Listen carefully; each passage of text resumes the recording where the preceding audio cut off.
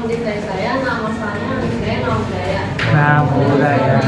Semua saya akan mempresentasikan mengenai salah satu kota di Denmark, yaitu Copenhagen, yang memiliki tata ruang kota yang cukup baik. Nah, kita mulai dari sejarahnya. Sejarah Copenhagen yaitu didirikan sebagai perkampungan perikanan pada abad ke-10. Kita bisa lihat nanti di gambarnya ada banyak perahu-perahu di perairan Copenhagen.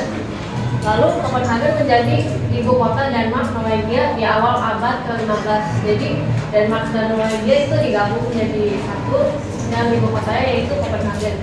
Di awal abad ke-17 di bawah raja dari Jerman yaitu Christian keempat, Copenhagen berkembang menjadi pusat regional Eropa yang penting, mengkonsolidasikan posisinya sebagai ibu kota Denmark dan Norwegia dengan sumber daya dari kedua kerajaan. Lalu kita lanjut ke kondisi geografis Copenhagen. Copenhagen merupakan bagian dari kawasan Øresund, terdiri dari Zeeland, Lolland Falster, dan Bornholm di Denmark dan Scania di Swedia. Terletak di pantai timur Pulau Zeeland, sebagian di Pulau Amager, dan sejumlah pulau kecil lainnya. Copenhagen berbatasan dengan Øresund di timur, selat yang memisahkan Denmark dengan Swedia. Lalu pada 2024 terdapat informasi bahwa penduduk kota di Copenhagen itu meliputi 1.391.000 jiwa. Nah, di gambarnya ada tertulis Copenhagen di bagian dan lalu untuk karakteristik kotanya terdapat gambar yaitu Nyhavn, tempat salah satu tempat di Copenhagen yang cukup terkenal dan menjadi ciri khas utama dari Copenhagen, yaitu waterfront dengan gedung-gedung berwarna-warni, yaitu ada merah, biru, kuning, sangat colorful. Lalu untuk penampilan kota dibentuk oleh perannya yang penting sebagai pusat regional selama ratusan tahun, yaitu perahu-perahunya yang ada di gambar tersebut. Lalu Copenhagen memiliki beberapa distrik dan karakternya masing-masing. Salah satu keunikan Copenhagen adalah tersedianya air yang melimpah beserta taman-taman dan adanya jalur sepeda di hampir semua jalan. Salah satu kota terbersih dan tertinggal di dunia. Kita bisa lihat dari airnya juga cukup bersih dan jernih. Ya. Lalu bagian terpenting dari presentasi ini yaitu tata ruang kota Copenhagen sendiri. Copenhagen sendiri memiliki jalan-jalan untuk menyediakan jalur sepeda supaya penduduk-penduduknya bisa bersepeda dan juga tidak menggunakan kendaraan motor seperti mobil dan motor, agar asap-asap dari kendaraan itu dapat dikurangkan dengan menggunakan sepeda, yaitu kendaraan yang ramah lingkungan. Sistem transportasi ramah sepeda, lebih dari 350 km jalur sepeda yang menghubungkan bagian-bagian kota Copenhagen. Penduduk di Copenhagen memiliki menyewa sepeda sendiri dibanding guna kendaraan pribadi. Jadi dapat dibilang sistem menyewa sepeda jadi sangat bagus karena tersebar di Copenhagen dan tidak usah berat sendiri untuk membawa sepeda sendiri. Lalu untuk jumlah sepedanya juga melebihi mobil yang lebih dari 5:1. Nah, selain itu kota ini juga memiliki jaringan transportasi umum yang baik. Contohnya jaringan metro modern yang teratur. Metro ini memiliki jalur yang terhubung sekali lagi ke berbagai lokasi penting, termasuk bandara, pusat kota, dan wilayah pinggiran. Lalu ada juga ruang terbuka hijau seperti taman kota dan taman-taman publik yang sering digunakan oleh penduduk untuk bersantai dan olahraga.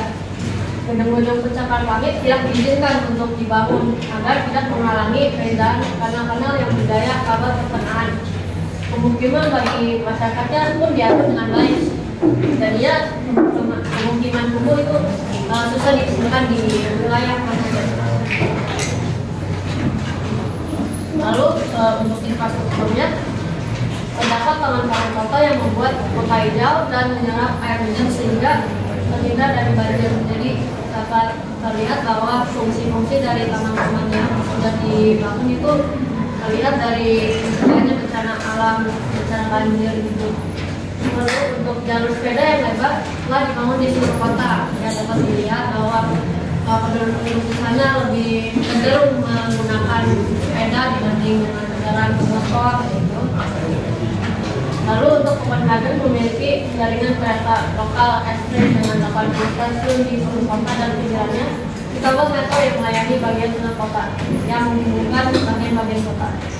Lalu Dewan Kota Copenhagen mengadopsi rencana pengelolaan hujan badai pada tahun 2012 yang membuat infrastruktur menjadi lebih hijau dalam bentuk taman dan area alami dan menyerap air hujan untuk penyimpanan dan mengelola air sars.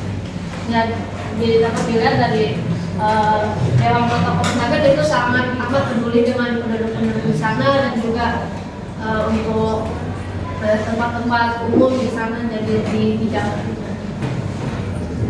Lalu untuk wisatanya ada 3, yaitu yang tadi pertama di Haven atau pelabuhan laut, dapat dibilang juga sebagai kota tua di Copenhagen.